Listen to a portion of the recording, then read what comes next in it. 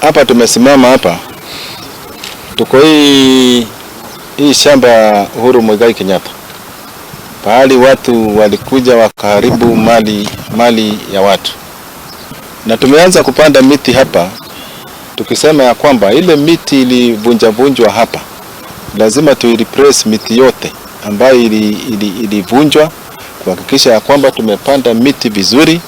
Na ile tendo lilifanyika hapa ni tendo la kinyama, tendo ambalo halifai.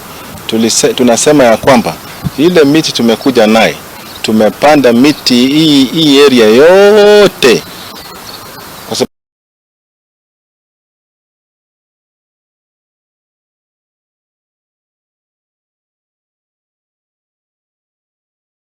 miti wakaanza kujigawia mashamba, na hii haifai.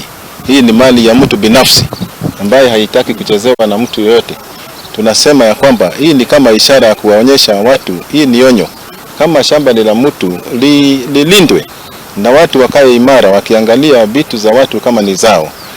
Wale waliharibu miti na hawajarudisha ile miti, pengine walienda wakachoma kama kuni. Tungewauliza waombe msamaha. Na pia kama kuna mbuzi zilibaki kwa manyumba zao, warudisha hizi mbuzi zote ili ziweze kuzaana vile mwenyewe alikuwa anataka. Hata kama Uhuru Kenyataa hayuko, hata kama yuko sehemu nyingine, lazima tulinde mali ya matajiri wote, ili tukaya tukijua ya kwamba hawa ni viongozi wetu ambao walikuwa na